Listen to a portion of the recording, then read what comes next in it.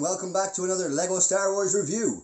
This time I'm here with set 75271, Luke Skywalker's Landspeeder. It was released on the 26th of December 2019 for the UK and Europe and was released on the 2nd of January 2020 for the US. It contains 236 pieces, is rated ages 7+, and comes with 3 minifigures. Now the 3 minifigures you will see here are Luke Skywalker, C-3PO with nice leg printing there, and a Jawa, which is definitely a nice little collection. Notably, it is the first Luke's Landspeeder that we do not get Obi-Wan Kenobi in. This set retails at about $29.99 in dollars, $24.99 in pounds, and $29.50 in euros. The X-34 Landspeeder, made by Zero Sub Corporation and owned by Luke Skywalker, was not in high demand by the time Luke decided to sell it during the early parts of A New Hope. Though he did get it sold and he used the money to pay Han to get him off Tatooine. Luke had owned his speeder for quite some time. It had gone through extensive use and tinkering and maintenance, which was essential in the rough deserts. The speeder retailed at about 4,500 credits, but Luke's notably sold for about 2,000 credits. This was because Luke's had been battered and bruised. While still in working condition, it wasn't near its best shape. This, combined with the release of the X-38, destroyed the resale value. The speeder originally came with a choice of an open cockpit or sealed. Its predecessor, however, the X-38, was sealed only. This is also the 6th Landspeeder we've seen ever, not including, micro builds and smaller builds and stuff, but it's just all over the place. Now just a little look at the back of the box here, and you can see the set from a different angle. There is only one box to feature playability, and it shows that it is a little bit of a storage in the kind of back, under the back engine there. Otherwise, not an awful lot to say about the back of the box. I suppose from here we can get straight into the overview. So here we have the set overview, and not an awful lot comes with this set. It is a cheap enough set, however, so it doesn't really warrant a lot coming with it anyway. The speeder, I think, is probably enough for playability with 1 or 2 things added on, just for the sake of adding a bit more price to it.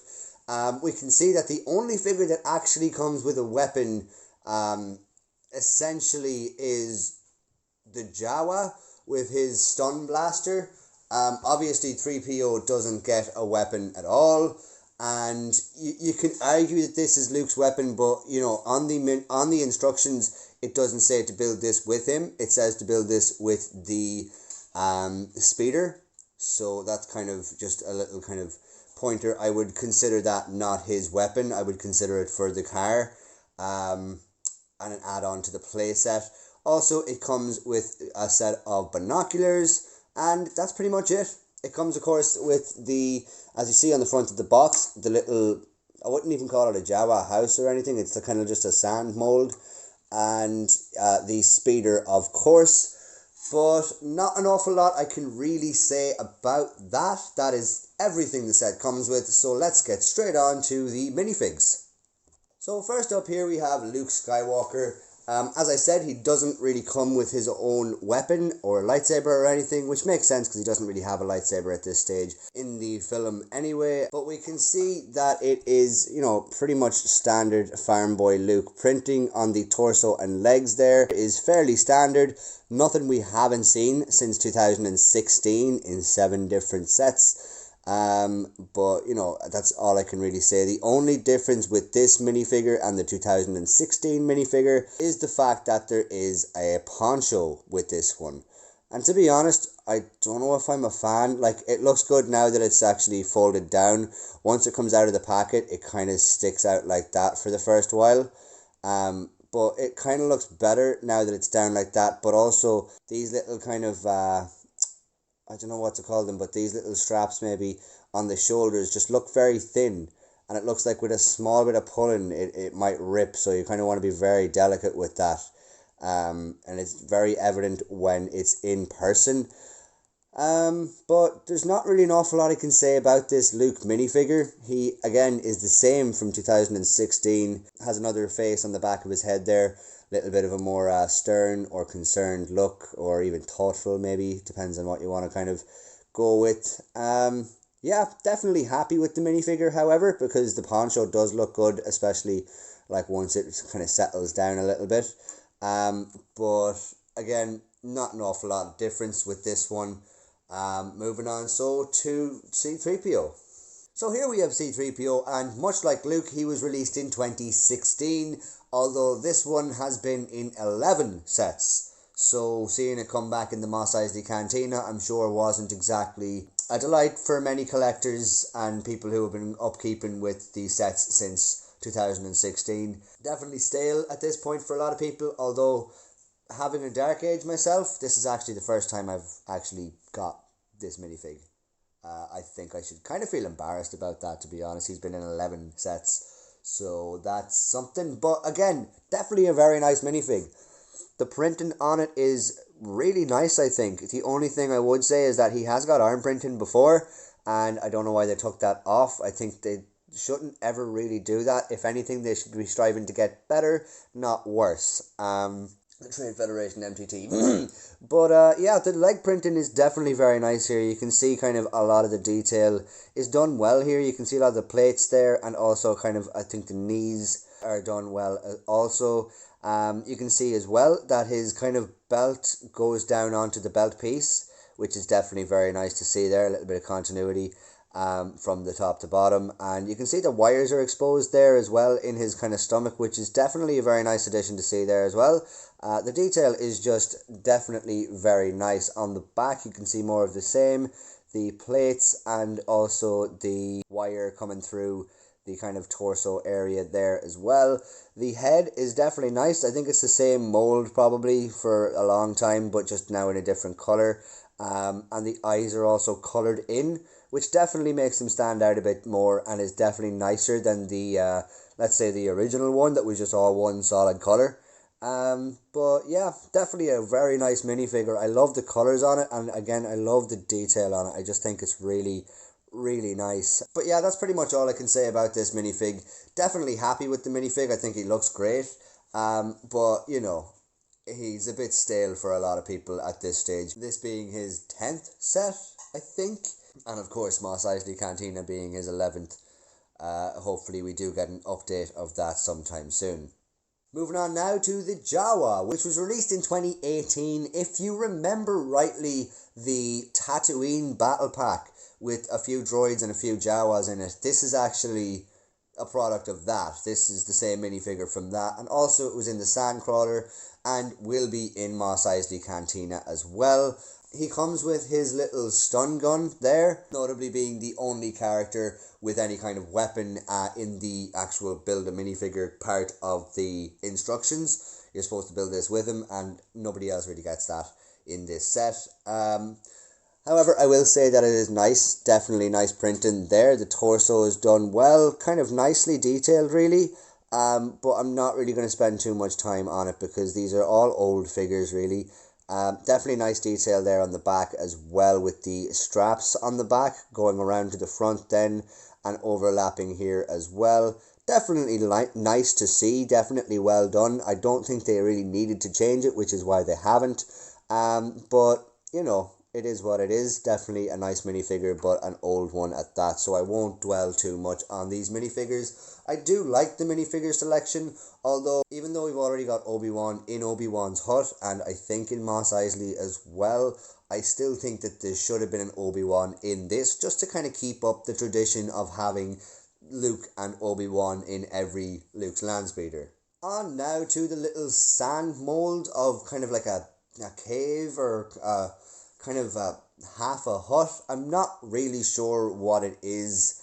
But it's nice. It was built standard enough. There was no like mad techniques in it. It's pretty much what you see in front here is the way it was built. There's not really anything on the inside or outside. It looks well for what it is. It's kind of just, you know, thrown in there though for the sake of maybe playability, but definitely price as well, just to throw in some extra pieces. One thing I will say is that the Jawa kind of fits in there a little bit awkwardly maybe. Doesn't fit into every place there either.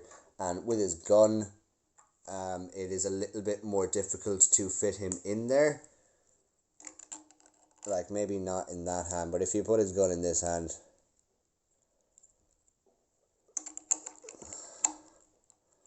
so like you're trying to put him there or pointing out, his head is hitting there, so you have to actually put him in there, and then the gun is like banging off that, and then maybe this way is one way, but it's kind of awkward to put him in there at the same time and then to get him out. I mean, it's just a little awkward, the whole thing.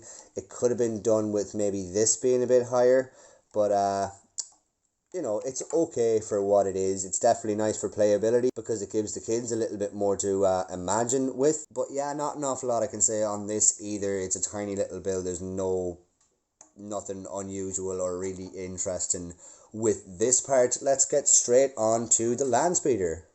So here we have Luke's Landspeeder. It's a nice little build, definitely the best build that we've seen of this Landspeeder, but did we really need it is the question that a lot of people are asking. The answer is no, definitely. But you know, you could argue the point that it came out around the same time as the Mos Eisley Cantina, so it kind of fits in well with that. But also there was one released in 2017, and in some stores they were actually on the shelf at the same time. However, it is a nice looking set. There is some stickers here, as you can see. These are stickers, and all the bits on the engine are also stickers. But I can't really say an awful lot about it. It has the bottom here, as you can see, these little kind of rounded bits here, so it kind of moves easily for playability. Although when you're moving it, you're probably going to hold it up anyway. The design is nice, as I said. The color scheme is definitely a nice one as well. The engines are done well. I do like the fact that they kind of use different pieces around the place, because it is kind of, it has been broken and fixed countless amount of times, so it's nice to see that they've incorporated that little fact into the build, because this piece, if you notice, is not actually the same on this side. This side is fuller, and it looks like the other one has kind of been patched up. Nice little windshield part here, definitely nice. I think we might have seen that before. The chairs are nice because they're held on by one little clip down there, if you see that down there, and then they have these like brick built kind of seat backs, and then you just clip that on there and you can kind of put it up if you want. I don't know why you would, but maybe for playability, for imagination purposes, you could push these down. You know, if you wanted to pretend the car was in park or something, I don't know. Also, a good point I will say about it is these are 2 stud tiles, so they're not going to rip feet off or anything. A little con I would say is that is actually a sticker, not printed tile. This is nice. It's nice to have the wheel there. It's pretty much the same wheel we've seen since the beginning, but that's fine because they don't really need to change that a lot, really. Otherwise, there's a little function here where you can pull up down the back engine, and you can lift this up, so you can have a little bit of storage on the inside there. Now, I think this has been a feature for a while with the Luke's Landspeeders. It definitely was with the older one I used to own, but as you see there, you can fit the binoculars in there, close it on up. It shakes a little bit, does make a noise, but you know, it's kind of nice for playability. Otherwise, there's not really an awful lot I can say about it. Really, there's not. I mean, the build was nice. It's a good set. It represents what it's supposed to very well. I think, as I said, it is the best Landspeeder we have seen. And the building techniques in it were nothing too crazy, nothing too kind of unusual, but they did build horizontally for most of this part, which is what you stick these down onto. And it's kind of the interior of this. It's quite nice to build. It's quite satisfying to build because it kind of, as I said, builds horizontally instead of vertically like these. But otherwise, definitely not an awful lot I can say. I'll give you another little bit of a 360. You can see the engines back there as well. The vents back there as well give a nice little image to it. Also, from the top kind of angle, it does look nice. These bits especially kind of definitely nice there to kind of round it off. Even though we might not have needed another one, or even if we needed LEGO to just plan ahead a little bit more and not release the 2017 one and just wait for this, that would have been better. But taking all that out of the equation, definitely a nice little set, great for playability, decent enough for display as well, because it is definitely the best Landspeeder we've seen. It'll definitely sit well next to the Mos Eisley Cantina, and that is essentially why I got it, and why a lot of other people might have bought it as well, just for the sake of adding it on to the side of the Cantina. And I got Obi-Wan's hut as well, just for that same reason. I think the whole thing together will look nice, and also with the addition of the Mandalorian playset coming out in 2021, getting a few of them and adding a few Tusken Raider tents around the place might not be an awful idea either. But again, if you did get it for that reason, then you've hit gold. It's a definitely good buy. It's a definite must-have if you don't have a Landspeeder at all.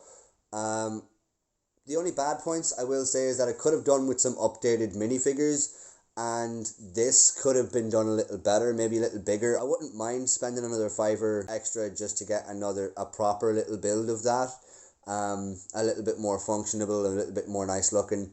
But yeah, otherwise it's a great set. Other than the fact it is the 100th Landspeeder, it's a good one. Thanks a million for watching my video, guys. Hope you enjoyed it. If you did, please leave a like down below, subscribe if you haven't already, and comment down below if you think there's anything that needs to be said.